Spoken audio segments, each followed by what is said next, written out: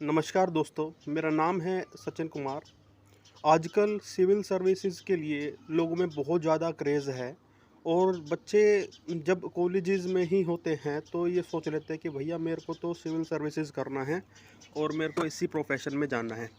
तो बच्चे अक्सर ये सोचते हैं कि मैं इसकी तैयारी कैसे शुरू करूं? या तो बच्चे यूट्यूब पे वीडियो देख के ये समझ लेते हैं कि एनसीईआरटी ही 6 टू 12th पढ़नी चाहिए, या बच्चे बहुत ज़्यादा कंफ्यूज रहते हैं स्ट्रेटजी को लेके।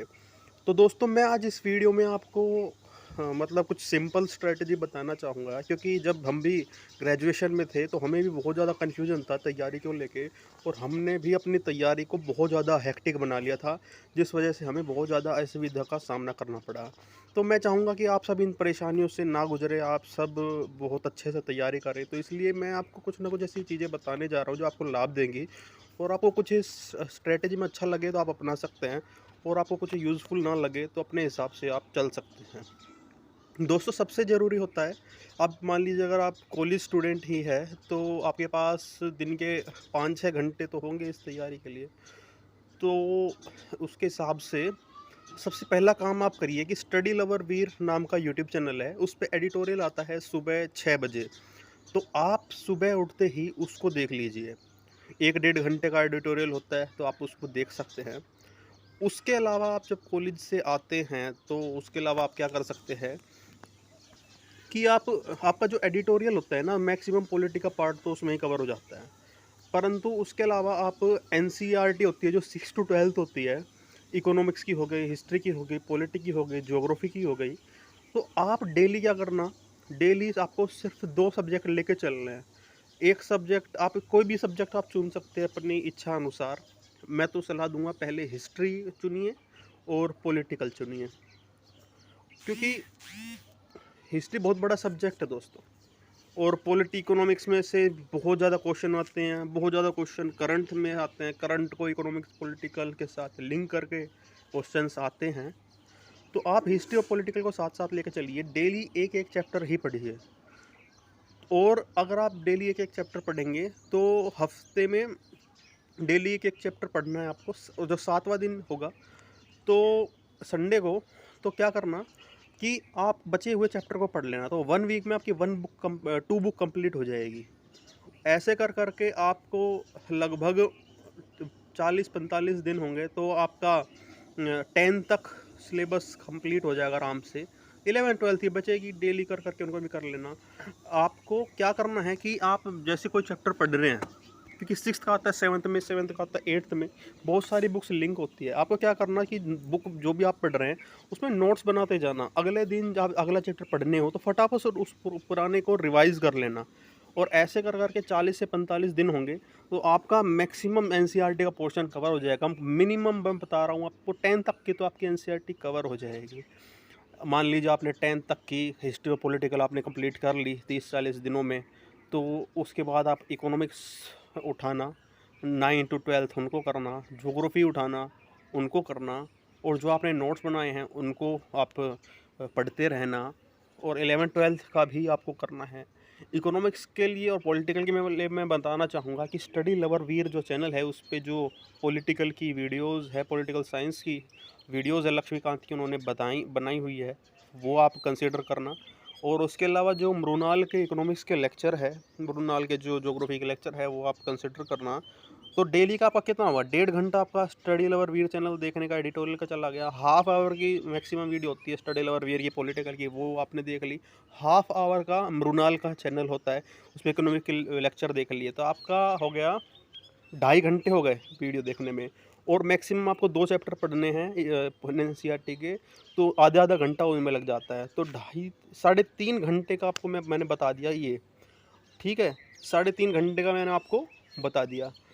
और आप इसके अलावा जो स्टडी लवर वीर पे जो एडिटोरियल होता है उसकी पीडीएफ होती है, आपको वो पढ़ना है। तो आप ऐसे करेंगे तो आपकी एक कॉम्प्रिहेंसिव तैयारी हो रही है। आप जो एडिटोरियल देखेंगे स्टडी लवर वीर का, उसमें आपको बहुत सारा करंट को स्टैटिक्स से लिंक करके पढ़ाया जाता है, तो वो बहुत सारा आपका पोर्शन कंप्लीट हो जाएगा। आप जब मतलब एनसीईआरटी पढ़ेंगे तो आपके सब्जेक्ट को लेके अंडरस्टैंडिंग बनेगी। और जो पॉलिटिकल की जो लक्ष्मीकांत है उसमें आपको वीडियो देख के सारा ज़्यादा कॉन्सेप्ट क्लियर हो जाएगा। दोस्तों, मैं सलाह दूंगा आप अगर कॉलेज में ही हैं, आप चाहते हैं कि मैं भी प्रॉपर कोचिंग जॉइन ना करूँ, टाइम की कमी है, तो आप इस स्ट्रैटेजी को अपना सकते हैं, आपको पसंद आए तो।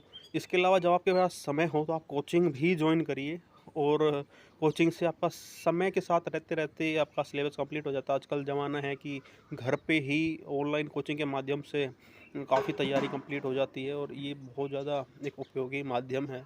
और जैसे हिस्ट्री की होगी तो 6 टू 12 एनसीईआरटी होती है, उसके अलावा 11वीं की ओल्ड आर एस शर्मा होती है, 11वीं की सतीश चंद्रा होती है, 12th की मॉडर्न की आती है विपिन चंद्रा। तो ये सब एनसीईआरटी होती है, और डेफिनेटली एनसीईआरटी ज़रूरी है। और अक्सर जब हम स्कूल में होते हैं तो हमें लगता है कि मतलब ऐसे ही हम पढ़ लेते हैं, बट जब हम कॉम्पिटिटिव एग्ज़ाम में उतरते हैं तो हम अपने एग्ज़ाम से लिंक करके पढ़ते हैं। और सबसे ज़रूरी बात मैं आपको बताना चाहूँगा, प्रीवियस ईयर क्वेश्चन पेपर आपको 3.5 घंटे का तो मैंने आपको बता दिया था शेड्यूल। हाफ 1.5 घंटा आपको स्टडी लवर वीडियो देखना है, 1 घंटा आपको एनसीईआरटी पढ़ने हैं, डेली एक एक चैप्टर पढ़ना है एनसीईआरटी का, 2 सब्जेक्ट लेके चलने हैं। और उसके अलावा मैंने आपको बताया था इकोनॉमिक्स के मृणाल के लेक्चर देखने हैं, और जो है पॉलिटी की आपको वो जो स्टडी लवर वीर की जो प्लेलिस्ट है वो देखनी है। इसके अलावा आपको डेली मिनिमम 20 मिनट आपको प्रीवियस ईयर क्वेश्चन पेपर देखने हैं दोस्तों। आप जब प्रीवियस ईयर क्वेश्चन पेपर देखोगे, आप सिलेबस देखोगे डेली, आपको समझ में आएगा दोस्तों कि कहाँ से क्वेश्चन पूछे जाते हैं, कहाँ से इम्पोर्टेंट है। और आप जब उनको पढ़ोगे ना तो वहाँ से आपको जैसे एक बार तो आप मैं आपको बताना चाह रहा हूँ कि एनसीईआरटी 6 टू 12 आपको एक बार में सारी करनी है। आपको रट्टे नहीं मारने हैं। जब मैं तैयारी शुरू करी तो मैं भी पता नहीं 6 की किताब तो मैं कितनी बार पढ़ ली, और मैं सोचता था यार ये मेरे को ये चीज़ मैं कैसे भूल गया। मैं दोबारा पढ़ता था, पता नहीं मैंने कितनी बार पढ़ ली, और इस वजह से मैं सारी एनसीईआरटी ख़त्म नहीं कर पाया था। मैंने 6 पे इतना फोकस लगा दिया था कि मतलब कुछ टाइम बाद मुझे ऐसा लगने लगा कि ये किताब तो मेरे से बातें ही कर रही है। आप जब कोई किताब को ज़्यादा बार पढ़ोगे ना तो ऐसा लगता है कि किताबें ही मेरे को पढ़ा रही है, मैं इसको नहीं पढ़ रहा। तो ये चीज़ें होती है, और आप एक बार तो 6 टू 12 सारी पढ़ना, डेली डेली आप थोड़ा थोड़ा पढ़ोगे तो आपको मज़ा आएगा। जो संडे होता है उसको सारा आप कवर कर देना बचा हुआ। डेली के चैप्टर पढ़ोगे 6 डेज में जितना पढ़ा है, उसके अलावा संडे को 3-4 चैप्टर बच जाएंगे, वो आप संडे को कर लेना। एक हफ्ते में आप कंप्लीट करोगे, वह बहुत जल्दी सिलेबस कवर होगा। और अब अगर मान लीजिए आप ऐसे करते हैं, तो एक टाइम आया था कि मैं मतलब एनसीईआरटी कर रहा था, 6th की एक दिन में पढ़ ली, 7th की एक दिन में पढ़ ली, जल्दी जल्दी पढ़ रहा। तो क्या हुआ कि सिलेबस तो कंप्लीट कर लिया, परंतु कुछ ही टाइम में मैंने सारी पॉलिटिकल की एनसीईआरटी पढ़ ली थी, बट कुछ याद ही नहीं था, कुछ समझ में ही नहीं आया। पर जब मैंने एक एक चैप्टर करके शुरू करने लगा पढ़ने, तो बहुत सारी चीज़ें उसमें समझ में आई। जैसे लक्ष्मीकांत में आर्टिकल 21 बता दिया, बट जब आप 8th क्लास की एनसीईआरटी में पढ़ोगे तो स्टोरी के माध्यम से आर्टिकल 21 कैसे अप्लाई होता है ये आपको बताया जाता है। जब आप एडिटोरियल देखोगे तो करंट सिनेरियो में आर्टिकल 21 का कैसे यूज़ करा जाता है, आपको ये समझ में आएगा। तो मैं बता रहा था कि 6 टू 12 आपको सारी एक पढ़नी है एनसीईआरटी। उसके अलावा मतलब जब आप प्रीवियस ईयर क्वेश्चन डेली देखने हैं आपको, तो आपको समझ में आएगा कि क्या इंपॉर्टेंट है। फिर उसके बाद जिस जिस किताब में से जो पॉइंट इंपॉर्टेंट है तो उसको पढ़ना है। मान लीजिए हड़प्पन सिविलाइजेशन आपको इंपॉर्टेंट लगती है, तो जिस जिस किताब में वो दिया हुआ है सब में पढ़ना, और एडवांस बुक में दिया हुआ वो पढ़ना। मान लीजिए आपको ये जो फेडरल सिस्टम है, मान लीजिए जो फंडामेंटल राइट है, ये आपको इम्पोर्टेंट है, तो जिस जिस किताब में दिया हुआ है एनसीईआरटी में वो अच्छे से पढ़ना। उसके अलावा लक्ष्मीकांत में पढ़ना, और आप ऐसे ही जैसे इकोनॉमिक्स में इन्फ्लेशन है तो एनसीईआरटी में जो दिया हुआ है उसमें पढ़ना, रमेश सिंह में पढ़ना। ऐसे कर कर कवर हो जाएगा दोस्तों। और जो करंट से ही बहुत ज़्यादा क्वेश्चन आते हैं, बहुत ज़्यादा करंट को मतलब बहुत ही आप एडिटोरियल को तो आप बिल्कुल भी नहीं छोड़ सकते। सी सेट पे आप डेली महत्व देते रहें। तो मैंने आपको बता दिया कि लगभग 5 घंटे में आप अपनी तैयारी को कैसे बहुत अच्छे से कर सकते हैं। और मान लीजिए आप डेली हिस्ट्री पॉलिटिकल पढ़ रहे हैं तो, और इकोनॉमिक्स के आपने रूलर के लेक्चर देख रहे हैं, तो आपकी कॉम्प्रिहेंसिव तैयारी हो रही है। स्टडी लवर वेरी के एडिटोरियल में आपको सारा एक कवर हो जाता है करंट सिनेरियो से। तो ये ही मेरे को बड़ा अच्छा एक स्ट्रेटजी लगती है।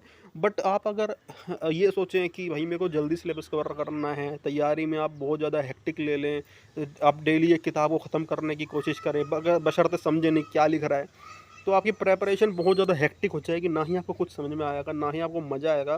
तैयारी में दोस्तों मज़ा आना बहुत ज़रूरी है, इंटरेस्ट आना बहुत ज़रूरी है। बिना इंटरेस्ट के कोई काम आप कर नहीं सकते। अगर आपको इंटरेस्ट होगा तो आप किसी भी काम में बहुत अच्छे से सक्सेसफुल हो सकते हैं, और आप किसी भी काम को अच्छे से कर सकते हैं। तो लगभग 5 घंटे की मैंने आपको स्ट्रेटजी बता दी। और इसके अलावा अपना जो कॉलेज का है वो पढ़िए। सीसेट का 5 घंटे के अंदर ही आ जाता है, मतलब आप जो सीसेट का होता है मैथ कॉम्प्रिहेंशन, ये सब आप करिए। आप चाहें तो कुछ ना कुछ सीसेट का कोर्स ले सकते हैं, या फिर आप जैसे भी आपको सही लगे आप कर सकते हैं। हुँ, ठीक है जी। तो ये सब स्ट्रैटेजी है, आप अपने कॉलेज का जो भी आता है सब्जेक्ट वो पढ़िए 1-2 घंटा। आप डेली अपना कॉलेज का पढ़िए, बहुत ज़रूरी है दोस्तों। आप इतना सब भी करेंगे, मैंने जो आपको बताया ये सब करेंगे, तो आपका वो जो कॉलेज की पढ़ाई है ये उसमें भी बेनिफिट देता है। दोस्तों होता क्या है, जब हम कॉलेज में होते हैं तो हमें इस तैयारी को लेके, इस एग्ज़ाम को लेके बहुत ज़्यादा इंटरेस्ट होता है। परंतु अगर कोई हमको कहे कि भैया कॉलेज का पढ़ो, सिर्फ़ कॉलेज का ही पढ़ो, तो हम लोग मतलब चैन से बैठ नहीं सकते। हमें लगातार मन करता है कि कब ग्रेजुएशन ख़त्म हो, कब मैं तैयारी शुरू करूँ। तो ये चीज़ होती है। तो मैं कहूँगा कि एक होता है ना, एक उत्साह बच्चे में होता है और उत्साह होना ज़रूरी है। तो आप बिल्कुल करिए इस चीज़ को, और अपना कॉलेज का भी पढ़िए। और अगर कोई कहे कि टीचर कहे या पेरेंट्स कहे कि पहले ग्रेजुएशन करो फिर तैयारी करो, तो वो बच्चा रुक नहीं सकता है। तो यही सबसे बड़ी बात है। तो दोस्तों आपको ये वीडियो पसंद आए तो आप अपने दोस्तों के साथ शेयर कर सकते हैं, और लाइक कर सकते हैं वीडियोज़ को। और ऐसे ही वीडियोज़ बना बना के मैं कोशिश करूँगा कि आपको ज़रूरी इन्फॉर्मेशन प्रोवाइड करी जाए। Thank you so much.